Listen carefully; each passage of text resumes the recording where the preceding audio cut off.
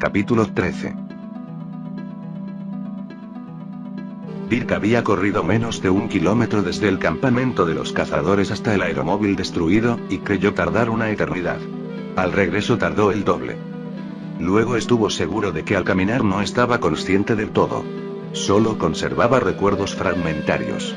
Tambaleos y caídas, el pantalón rasgado en la rodilla. Un arroyo frío donde se detuvo a lavarse la sangre de la cara y quitarse las botas para sumergir los pies en el agua helada hasta que dejó de sentirlos. El ascenso por el promontorio de pizarra a donde previamente se había caído. La oscura boca de una caverna que le prometía un reposo que él rechazó. La pérdida de la orientación, la búsqueda del sol hasta encontrar el rumbo, y una nueva pérdida de la orientación. Espectros arbóreos brincando de rama en rama entre los estranguladores, parloteando con voces chillonas. Muertos ollejos blancos atisbándolo desde ramas cerúleas. A lo lejos, el prolongado y cautivante chillido del Banshee. Nuevos tropezones, el aturdimiento y el miedo. El bastón rodando cuesta abajo por una ladera baja y empinada, perdiéndose entre matorrales que él no se molestó en revisar. Caminar, poniendo un pie delante del otro, apoyándose en el bastón, y en el láser, después que el bastón desapareció. Un persistente dolor en los pies. De nuevo el Banshee, más cerca, casi encima de él. Las ramas entrelazadas y el cielo melancólico que él miraba tratando en vano de avistar a la criatura. Recordaba todo eso, recordaba sus pasos doloridos, y sabía que también le habían sucedido otras cosas que eslabonaban cada episodio con el siguiente, pero no podía recordarlas. Tal vez caminaba dormido. Pero no dejó de caminar. Atardecía cuando llegó a la pequeña playa arenosa cerca del lago verde. Los aeromóviles yacían allí. Uno, destrozado y sumergido en el agua, los otros 3, tendidos en la arena. No había nadie en el campamento. Delante de uno de los vehículos, el del Orimar, había un sabueso de guardia, sujeto a la portezuela por una larga cadena negra. La criatura estaba recostada, pero cuando se acercó Dirk, se incorporó mostrando los dientes y gruñendo. Dirk se echó a reír como un demente. Después de tanto caminar y caminar, pensó, se topaba con un perro gruñón sujeto a un aeromóvil, para eso, se hubiera quedado donde estaba. Él oyó cautelosamente al perro y se dirigió a la máquina de Hanacek. Entró y cerró la pesada portezuela. La cabina era oscura y sofocante. Después de sufrir tanto el frío, el calor casi le molestaba. Quería tenderse a dormir. Pero primero se obligó a revisar el gabinete de provisiones, donde encontró un maletín de primeros auxilios. Lo sacó y lo abrió. Estaba lleno de píldoras, vendas y aerosoles. Lamentó no haberle dicho a Hanacek que lo tirara cerca del aeromóvil derribado, junto con el láser. Sabía que debía salir y lavarse cuidadosamente en el lago, y limpiarse las heridas antes de vendárselas. Pero la portezuela maciza y blindada era tan pesada que le quitaba las ganas de moverse otra vez. Se quitó las botas, la chaqueta y la camisa, y se roció los pies hinchados y el brazo izquierdo con un polvo que, según la etiqueta, prevenía infecciones, o las combatía, o algo por el estilo. Estaba demasiado exhausto para leer todas las instrucciones. Luego echó una ojeada a las píldoras. Tomó 2 antifebriles y 4 analgésicos y 2 antibióticos, sin agua. Se las tragó como pudo. Después se tendió en las placas metálicas entre los asientos. Se durmió instantáneamente. Despertó con la boca reseca, temblando, muy nervioso. Algún efecto lateral de las píldoras, seguramente. Pero de nuevo podía pensar y tenía la frente fría, aunque perlada de un sudor pegajoso, cuando se la palpó con el dorso de la mano, y los pies le dolían menos que antes. El brazo hinchado también tenía mejor aspecto, aunque seguía siendo más grande de lo normal y estaba rígido. Se puso nuevamente la camisa chamuscada y sucia de sangre, y encima la chaqueta. Recogió el maletín y salió. Caía la tarde. Hacia el oeste el cielo era rojo y naranja, y 2 pequeños soles amarillos ardían intensamente contra las nubes del crepúsculo. Los Bright no habían regresado. Haan Vikari, armado, vestido y experto, no sería tan fácil de alcanzar como Dirk, sin duda. Caminó hasta el lago. El agua estaba gélida, pero no tardó en acostumbrarse a ella, y el fango se le escurrió blandamente entre los dedos de los pies, aliviándole. Se desnudó, sumergió la cabeza y se lavó.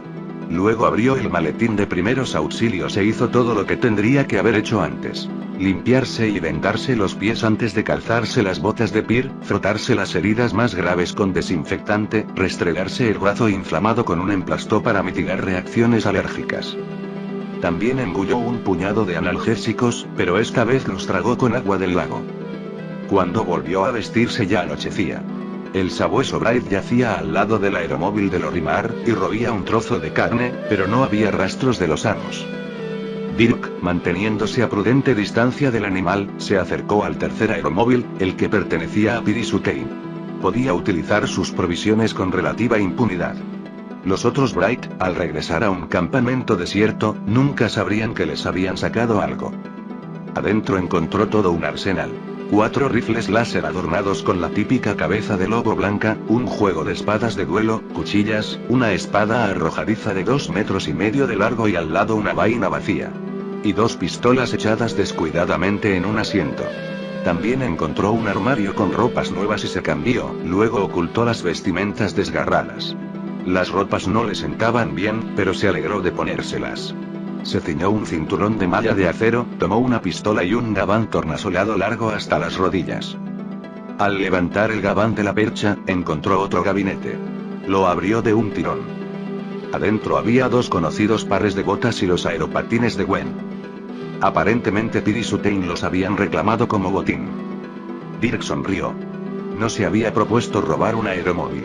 Era casi seguro que los cazadores lo verían de inmediato, sobre todo si los alcanzaba de día. Pero tampoco le halagaba la idea de caminar.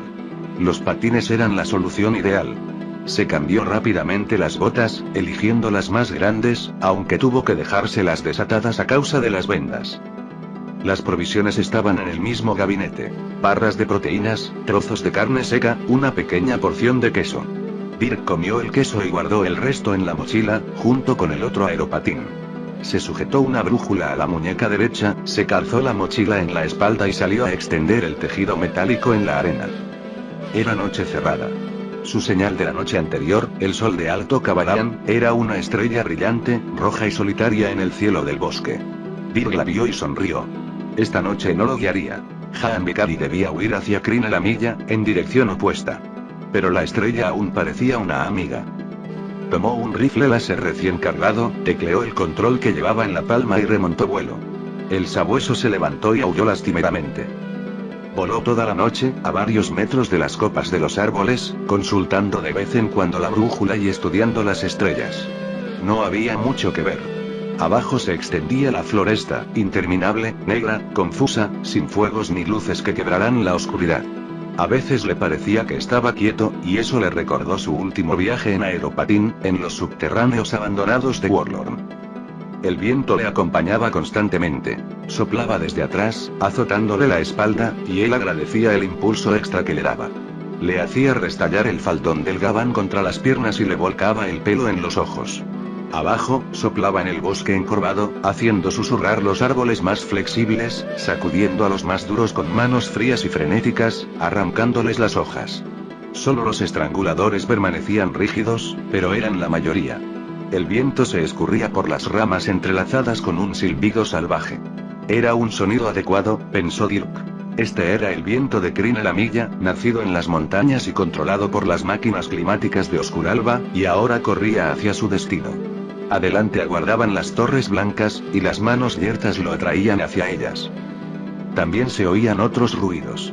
Golpeteos en la espesura, aullidos de depredadores nocturnos, el murmullo de un riachuelo, el fragor de un torrente.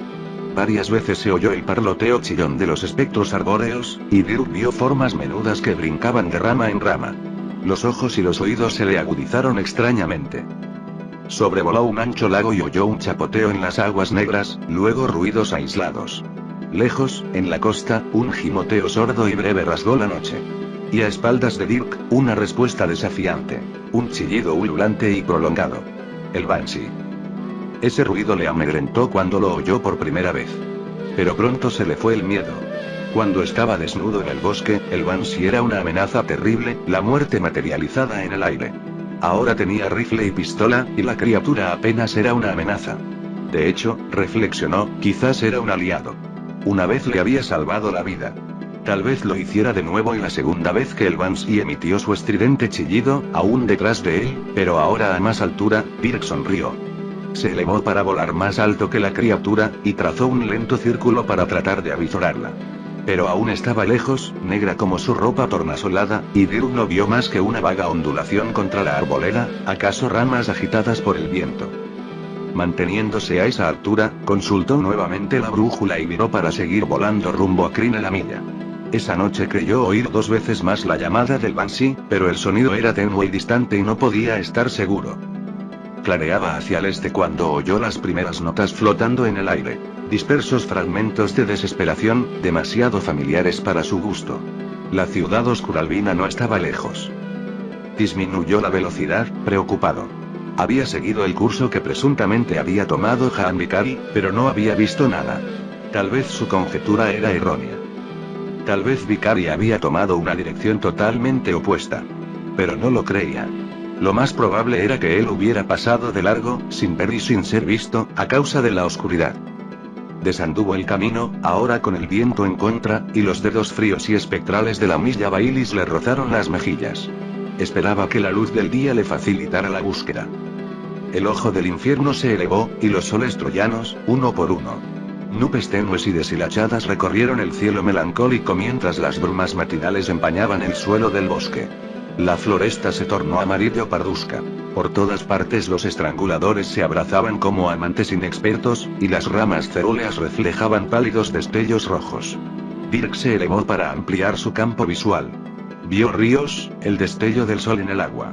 Y lagos plagados de malezas donde el sol relumbraba, pues una pátina verduzca cubría la oscura superficie. Y nieve, o algo que le pareció nieve hasta que al acercarse, comprobó que era una colonia de hongos blancuzcos. Vio una línea de demarcación, una estribación rocosa que atravesaba el bosque de norte a sur, recta como si la hubieran trazado con regla. Y extensiones fangosas, negras y pardas y hediondas, a ambos lados de un ancho y perezoso curso de agua. Y un peñasco de piedra áspera y gris que se elevaba imprevistamente en medio de la floresta. Había estranguladores al pie del peñasco y también en la cima, en posturas insólitas, pero la rocosa pared vertical estaba desnuda, salvo por algunos líquenes blancos y el cadáver de un enorme pájaro en su nido. No vio a Haan Vikari ni a sus perseguidores. A media mañana, los músculos le dolían de cansancio. El brazo empezaba a molestarle otra vez, y sus esperanzas empezaban a desvanecerse.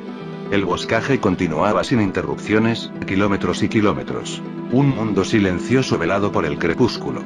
Era como buscar una aguja en un pajar. Viró nuevamente hacia Crine la milla, convencido de que había retrocedido demasiado. Vagabundeó en zigzag en lugar de volar en línea recta, escrutando el bosque. Estaba agotado. Cerca del mediodía decidió sobrevolar en círculos la zona más probable, descendiendo en espiral para investigarlo todo. Y oyó el chillido del Banshee. Esta vez también pudo verlo. Volaba abajo, cerca de los árboles, muy lejos de él. Parecía increíblemente lento y quieto. El cuerpo negro y triangular flotaba como inmóvil. Planeaba en el viento de oscuralba con las alas desplegadas. Cuando quería cambiar de rumbo se dejaba elevar por las corrientes y trazaba un amplio círculo antes de descender nuevamente. Dirk, a falta de otra ocupación, decidió seguirlo. El Banshee volvió a chillar. El sonido flotó en el aire. Y luego Dirk oyó una respuesta. Tecleó los controles y emprendió un rápido descenso, escuchando, nuevamente alerta. El sonido había sido débil pero inequívoco. Una jauría de sabuesos Bright, ladrando de furia y de miedo. Perdió de vista al Banshee, ya no le interesaba, y persiguió el eco del ladrido. Creía haberlo oído hacia el norte. Voló hacia el norte. En las cercanías, un sabueso soltó un aullido. Dirk de pronto se alarmó. Si volaban muy bajo los sabuesos tal vez le ladraran a él, y no al Banshee. Era una situación harto peligrosa. El gabán imitaba los colores del cielo de Warlorn, pero la superficie plateada del patín centellaría en el aire si alguien levantaba los ojos. Y con un Banshee en los alrededores, sin duda levantarían los ojos. Pero si quería ayudar a Haan Vikari y a su Genmi, no le quedaba alternativa. Aferró el arma con firmeza y continuó descendiendo. Abajo, atravesando la floresta como un cuchillo, corría un río verde azulado. Dirk enfiló hacia él, mirando atentamente en todas direcciones. Oyó el estruendo de unos rápidos, siguió el sonido, los ubicó. Desde arriba parecían turbulentos y peligrosos. Rocas desnudas asomaban como dientes podridos, pardos y deformes, rodeadas de aguas feroces y bullentes. En ambas márgenes se apiñaban los estranguladores. Río abajo el cauce se ensanchaba y las aguas perdían velocidad. Dirk miró fugazmente hacia ese lado, luego observó nuevamente los rápidos. Sobrevoló el agua, viró, volvió a cruzarla. Ladró un perro, otros le imitaron. Dirk exploró nuevamente el brazo más apacible. Puntos negros en el río, vadeándolo donde la corriente era más caudalosa. Voló hacia allá. Los puntos crecieron de tamaño y cobraron forma humana. Un hombre cuadrado y menudo con ropas pardo amarillentas, luchando por vadear el río. Otros hombres en la costa, con 6 sabuesos. El hombre en el agua retrocedió. En la mano llevaba un rifle. Era bajo y corpulento. La cara macilenta, el torso macizo, brazos y piernas gruesas. Saanel Lartein, el Tein de Lorimar. Y Lorimar en la orilla, refrenando a la jauría. Ninguno de los dos miraba el cielo. Dirk disminuyó la velocidad para mantenerse a distancia. Saanel salió del agua. Estaba en la margen del río donde se encontraba Lorimar, la opuesta a Crine la milla, pero obviamente quería cruzar. Aunque no aquí. Ahora los dos cazadores se alejaban río abajo, tambaleándose entre las malezas, las rocas y los estranguladores que poblaban la ribera. Dirk no los siguió. Tenía el aeropatín y sabía hacia dónde se dirigían. De ser necesario, les encontraría más tarde. Pero, ¿dónde estaban los otros? Rosef y Sutein, y Hanazek. Viró y voló río arriba tras recobrar un poco las esperanzas. Si la partida se había dividido, todo resultaría más fácil. Voló rápidamente cerca del río, a 2 metros del agua hirviente, escrutando las márgenes en busca de otro grupo de cazadores. Cerca de 2 kilómetros al nordeste de los rápidos, el cauce se angostaba y el río era más veloz. Encontró a Hanazek de pie en la orilla, con una expresión perpleja en la cara. Parecía estar solo. Dirk le saludó a gritos. Hanazek levantó los ojos, sobresaltado, y agitó la mano. Dirk descendió, pero el aterrizaje no fue muy airoso. Una alfombra de musgo verde y resbaloso abría el peñasco donde estaba Hanazek, y Dirk patinó sobre ella. Hanazek le aferró el brazo y lo salvó de zambullirse en el río.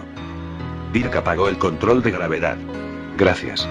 No parece un lugar apropiado para nadar. Precisamente en eso estaba pensando antes que llegara usted.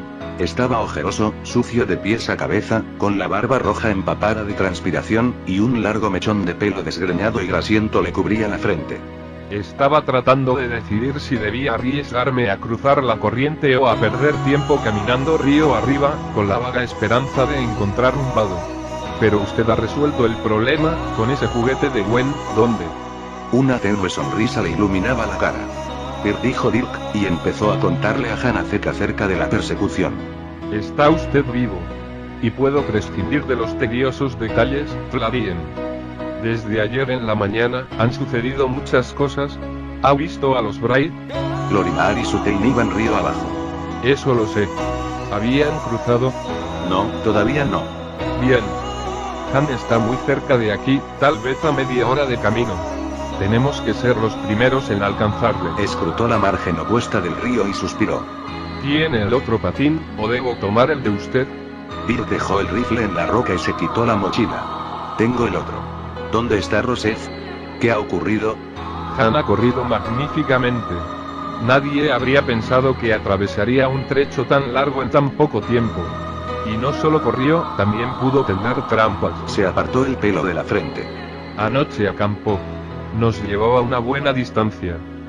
Encontramos las cenizas de la fogata.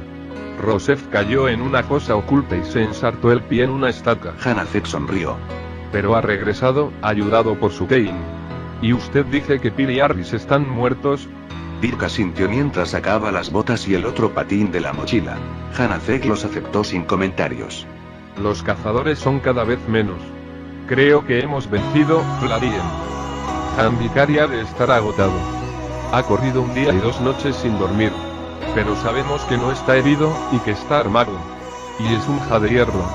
Lorimar y el imbécil de Sutein no encontrarán una presa fácil. Se arrodilló y empezó a desatarse las botas, sin dejar de hablar.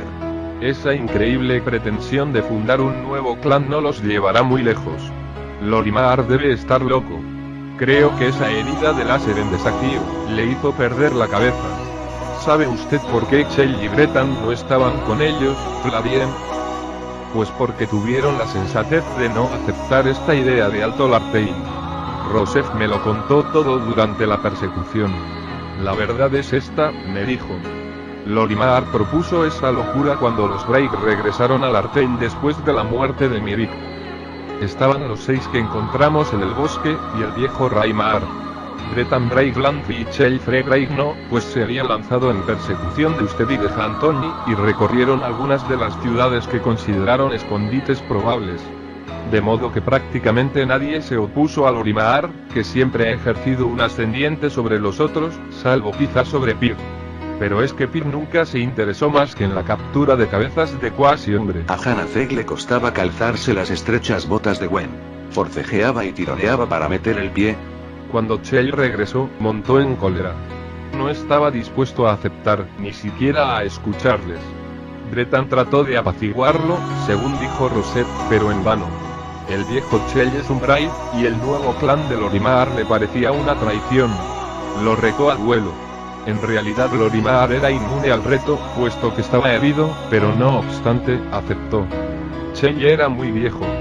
Como desafiado, Lorimar hizo la primera de las 4 elecciones, y eligió el número. Hanazek se incorporó pisoteando con fuerza la roca resbaladiza para calzarse mejor la bota. Necesito aclarar que eligió luchar solo. Habría sido un duelo muy diferente si Dretan Braid hubiera intervenido junto a Chell brazos vacíos. Lorimar, pese a la herida, venció al viejo con relativa facilidad. Era en el cuadrado de la muerte, y a espada. Chell recibió muchas heridas, demasiadas quizá. Rosef cree que debe estar agonizando en Artane. Dretan Braid se quedó con él, pero lo más importante es que también se quedó con su nombre, Dretan Braid. ¿Averiguó algo acerca de Ruark? El caballar se encogió de hombros. En general todo concuerda con nuestras sospechas.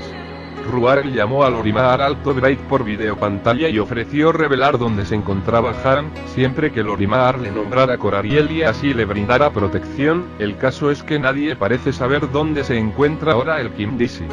Lorimar accedió de buena gana. Por suerte Han estaba en el aeromóvil cuando fueron en su busca. Despegó y emprendió la fuga. Lo persiguieron y finalmente Raimar lo alcanzó poco más allá de las montañas. Pero él también era un viejo, y como piloto no podía competir con Han Vicari. Había un matiz de orgullo satisfecho en la voz de Hanazek, como el de un padre que exalta al hijo. El Braid cayó en combate, pero el vehículo de Han también fue averiado, y Han tuvo que aterrizar y correr. Ya se había ido cuando los altos señores del Artane descubrieron dónde se había estrellado. Habían perdido tiempo tratando de ayudar a Raimar. ¿Por qué se separó usted de Lorimar? ¿Por qué? Han está muy cerca y debo alcanzarlo antes que ellos. Saanel insistió en que sería más fácil vadear la corriente río abajo, y corrí el riesgo de opinar lo contrario. Lorimar está demasiado exhausto para andar con suspicacias. Solo piensa en su presa. Aún le arde la herida, Flavia. Es como si ya viera a Han Vicari caído a sus pies y hubiera olvidado a quien está persiguiendo. Así es que me aparté de ellos y caminé río arriba, y por un momento temí haber cometido un error. En efecto, era más fácil cruzar río abajo, ¿verdad? Entonces, es una suerte que usted haya llegado, indudablemente. Para encontrar a Han va a necesitar más suerte. Probablemente los Braid ya han cruzado el río, y tienen los sabuesos. Eso no me preocupa demasiado. Han corre ahora en línea recta, y yo sé algo que Lorimar ignora. Sé hacia dónde corre. Una caverna, Flavien.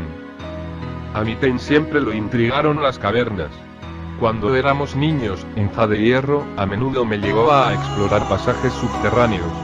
Me harté de investigar minas abandonadas, y más de una vez recorrimos los subterráneos de las viejas ciudades, las ruinas rondadas por demonios. También, clanes devastados, guaridas arrasadas en antiguas altaguerras y aún plagadas de fantasmas inquietos. Han Vicari conocía todos esos lugares. Solía guiarme por ellos y referirme narraciones históricas acerca de Arin Alto Piedraviva y Janis Leontaal y los caníbales de las moradas del carbón profundo. Es un narrador nato, capaz de dar vida a esos antiguos horrores. Tyr no pudo reprimir una sonrisa. ¿Lo asustaba, Garse? El otro rió. ¿Asustarme? Claro. Me horrorizaba, pero con el tiempo me acostumbré. Los dos éramos jóvenes, Flavien. Más tarde, mucho más tarde, fue en las cavernas de las colinas de la Medan donde él y yo juramos por el hierro y fuego. De acuerdo. De manera que a Haan le gustan las cavernas. Uno de los sistemas se abre muy cerca de Trine la Milla. Dijo Hanazek, volviendo a las preocupaciones inmediatas. Y tiene otra entrada cerca de aquí. Los tres lo exploramos el primer año que estuvimos en Worldworm. Ahora, pienso que Han seguirá corriendo bajo tierra, si puede. Así que podremos interceptarlo. Nunca lo encontrará en el bosque, dijo Dirk, levantando también su arma. Los estranguladores dificultan muchísimo la visibilidad. Yo lo encontraré. Recuerde nuestro vínculo, Flavien. Hierro y fuego. Hierro muerto, ahora, dijo Dirk, señalando con los ojos la muñeca derecha de Hanazek. El Had Hierro esbozó su típica sonrisa burlancia. No, dijo. Hundió la mano en el bolsillo, la sacó y abrió la palma, donde descansaba una piedra viva, una sola piedra, redonda y toscamente facetada, de casi el doble de tamaño de la joya susurrante de Dirk, negra y casi opaca a la luz rojiza de la mañana. Dirk la miró, la rozó ligeramente con el dedo, la movió un poco. Es fría al tacto. Hanazek frunció el ceño. No. Al contrario, arde como el fuego. Y se guardó la piedra viva en el bolsillo. Hay historias, Flavien, poemas en Kavalar antiguo, cuentos que los niños escuchaban en el clan. Hasta las Serengeti conocen esas historias. Las cuentan con sus voces de mujer, pero Hanvikari las cuenta mejor. Pregúntele alguna vez acerca de lo que un Tein ha llegado a hacer por su Tein. Le responderá con grandes magias y mayores heroísmos, las increíbles glorias del pasado. Yo no sé contar historias, si no le diría yo mismo. Tal vez usted entonces atine a comprender qué significa ser Tein de un hombre y estar vinculado por el hierro. Tal vez ya lo comprendo. Sobrevino un prolongado silencio. Los dos permanecieron de pie en la roca musgosa, a medio metro de distancia, frente a frente, y Hanazek sonrió levemente mientras miraba a Dirk. Abajo el río corría incesante, y el fragor de las aguas parecía sugerirles que se apresuraran. Usted no es tan malo, Flavien, dijo al fin Hanazek. Es débil, lo sé, tal vez porque nadie le ha dicho nunca que es fuerte. Al principio sonó como un insulto, pero el propósito del Kavalar parecía otro. Dirk se detuvo a considerarlo, y descubrió otra significación. Si se le da un nombre a algo, sonrió. Hanazek asintió. Escúcheme, Dirk. No se lo diré dos veces. Recuerdo la primera vez que me previnieron contra los cuasi-hombres, cuando yo era un niño en Hadhierro. Una mujer, una Enketi, usted la llamaría mi madre, pero esas distinciones no tienen valor en mi mundo, me contó la leyenda. Pero me la contó de otro modo. Los cuasi-hombres contra los que me previno no eran los demonios de quienes más tarde me hablarían los altos señores. Eran solo hombres, decía ella, no engendros de otro mundo emparentados con los orbealmas. Pero en cierto modo cambiaban de forma, pues no tenían una forma verdadera. Eran hombres en quienes no se podía confiar, hombres que habían olvidado sus códigos, hombres sin vínculos. No eran reales. Eran una ilusión de humanidad, carente de sustancia, ¿comprende? La sustancia de lo humano, es un nombre, un vínculo, una promesa. Está dentro de nosotros, aunque la llevamos en el brazo. Eso me dijo ella. Por eso los Kavalares tienen Teins, decía, y salen en pareja, porque la ilusión puede solidificarse y adquirir realidad si uno la cuña en hierro. Un bonito discurso, Garse. Pero ¿qué efecto ejerce la plata en el alma de un cuasi-hombre? Un destello de cólera atravesó fugazmente la cara de Hanazek, como la sombra de una cabeza de tormenta. Había olvidado su sabiduría, Kindisi, dijo luego el Kavalar, sonriendo. Otra cosa que aprendí en mi juventud fue no discutir nunca con un intrigante. Echándose a reír, tendió el brazo y apretó con firmeza la mano de Dirk.